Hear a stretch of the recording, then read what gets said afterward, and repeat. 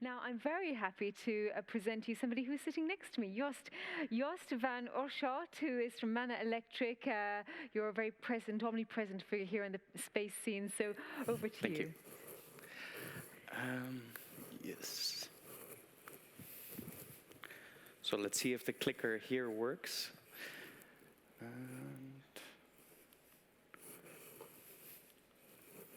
No. Yes. Oh, I clicked way too far. Okay.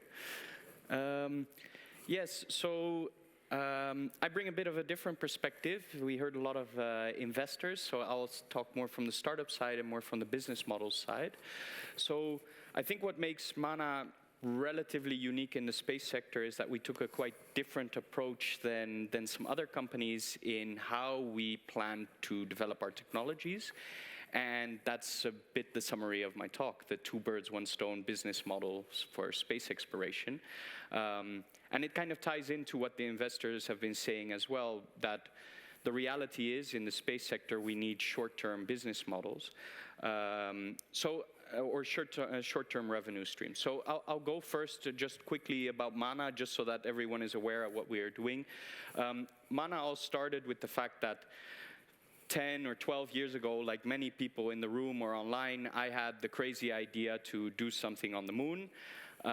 In particular, I looked at energy, and I was like, if we want to do anything on the moon, we're going to need a lot of energy. And so how to do that?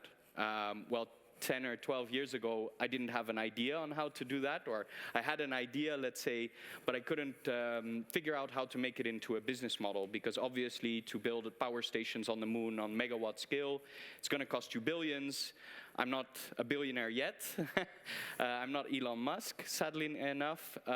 So how would I finance that? And also the timelines, as mentioned before, are 10, 15, 20 years. And it's going to be very difficult to convince people to stick around that long, as we saw with other companies in the past. But along the way, a couple of years ago, we came with Mana with the master plan, which is very simple in the end, and we wanted to become the utility company of the solar system with a three-step plan. 1, to build inexpensive solar capacity in deserts on Earth. 2, to do the same on the moon. And then 3, Mars and beyond, hopefully. So how do we achieve this at Mana? So what we are actually working on is a full-scale production line from start to finish to be able to produce solar panels in a containerized system using only desert sand and energy as inputs for the system. And we are actually pretty close to getting this fully operational. So the goal of our first system is to have 1 megawatt of solar panels produced a year using only sand and electricity. So we're actually completing this year. And we plan to deploy it to a desert here on Earth next year.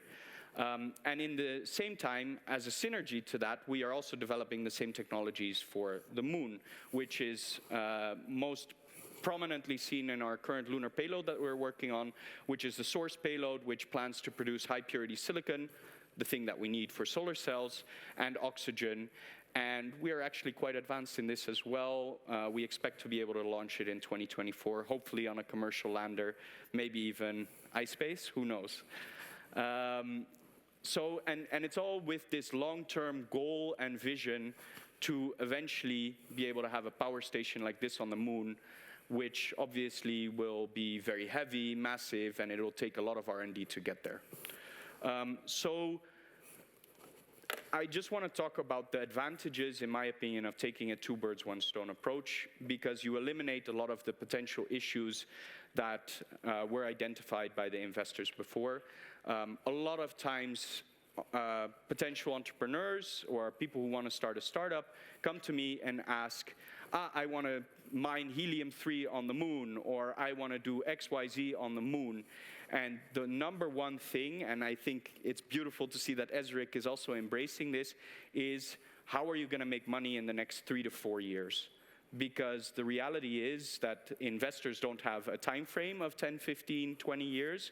And on the other hand, how are you going to convince other financial parties to provide you money for your very ambitious dream on the moon. So what we have really noticed that actually combining the two businesses creates a lot of synergies. And in the short term, what we see is that we have actually an overall reduced development costs. You get more bang for your buck. You're developing two technologies at the same time for the price of one, let's say.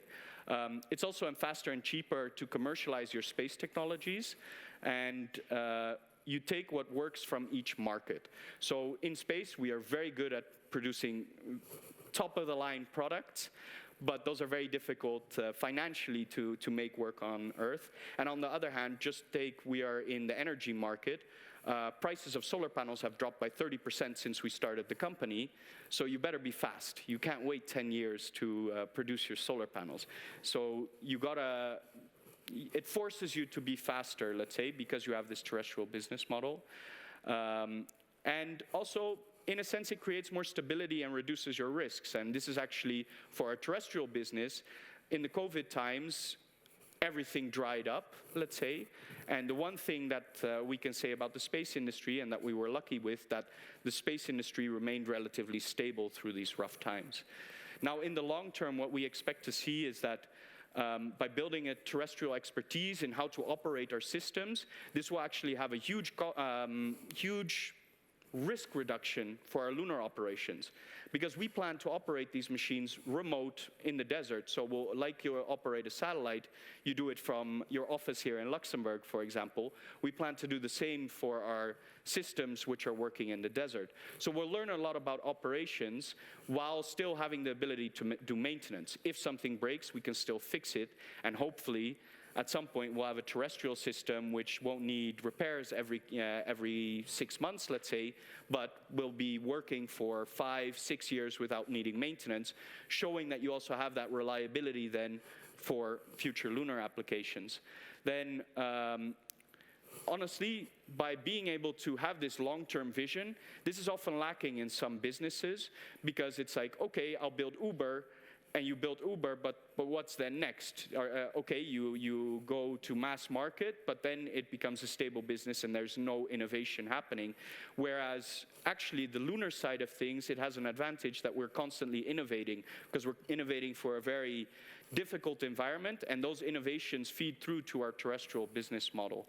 And on the other hand, what we expect in the long term is that our terrestrial business will be profitable, will be generating revenues, which then we can stick back into our lunar business, so we don't have to rely so heavily on space agencies and other actors to finance this business.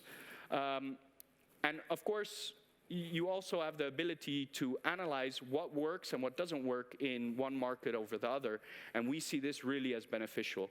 For example, we take the system engineering approach from the space industry one-to-one. It works great for what we are doing, but some other things, such as the extensive amount of validation that you need to do before product launch, this we cannot do from space, and there we take it from inspiration from the terrestrial industry.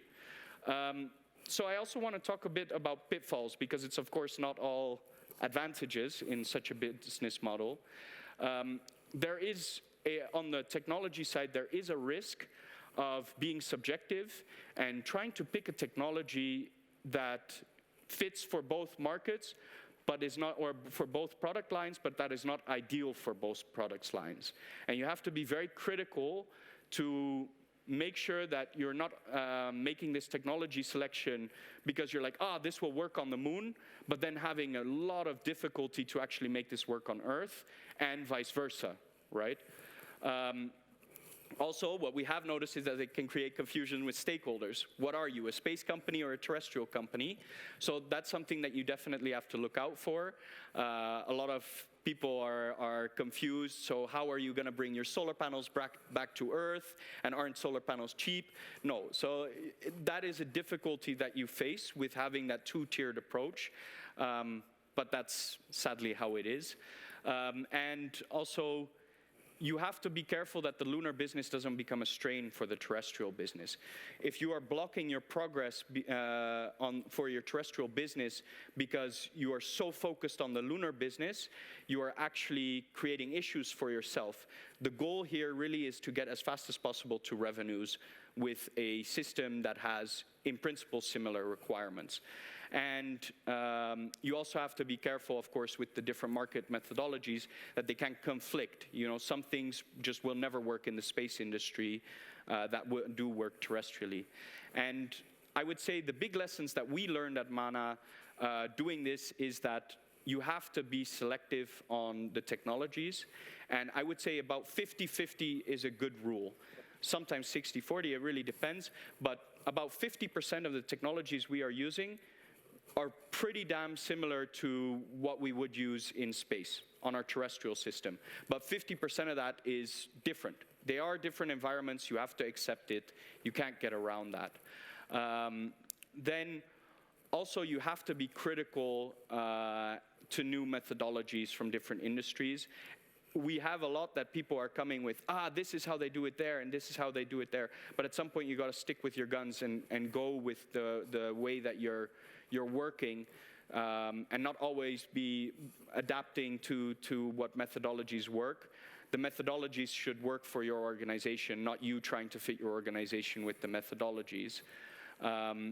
Also, one thing that we are really, really focused on at Mana is to constantly be improving, have that agility and flexibility.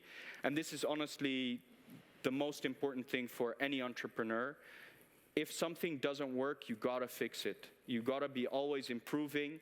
And that's really what we're pushing, to try and get the maximum out of the capacities that we have. We don't have €1 billion in funding, and we cannot hire 10,000 people to fix the problem. We have a limited team, and with that limited team, we have to solve very complicated and big problems. So you have to be really as performant as you can be, and that requires flexibility and that constant improvement. And that doesn't fit for everyone. But that kind of mindset we've been training from the start and is very important. And also, don't fall for the sunk cost fallacy. If a technology doesn't work for one application or the other, it's very easy to say, but we sunk so much money into this technology to make it work for Earth purposes or for space purposes. But if it frankly doesn't work, you have to cut it out and say, okay, we try a different route. And that's, again, going that flexibility. And most importantly to say, right now, for Mana, there's a lot of synergies in having this business model, and we're very happy with this business model. We're achieving way more than we thought we could with the capacities that we have because of this business model. But at some point, the downsides could outweigh the benefits that you have. And this we can especially imagine in the future at some point, if our terrestrial business is kicking off and the lunar business could hold it back, or vice versa. And then you really have to separate those businesses at some point. And that's one thing that we've said from the start, that as soon as it doesn't work anymore, we have to split the two businesses. Yes, and that's it from my side. So just on Mana's side, we incorporated it here in 2018 in Luxembourg with the help of the Luxembourg Space Agency, who liked what we were doing, which was great. So we're headquartered in Luxembourg. We have a subsidiary in the Netherlands. We're expanding more internationally as well. And currently we have 35 employees, I believe, and we're hiring constantly. So thank you. Thank you so much, Joost, and it's really great to be in a place where there's constant hiring, constant growth, and lots of chat going on, and lots of answers being given in the chat by our speakers already. But don't forget to keep some back for the panel in a few moments.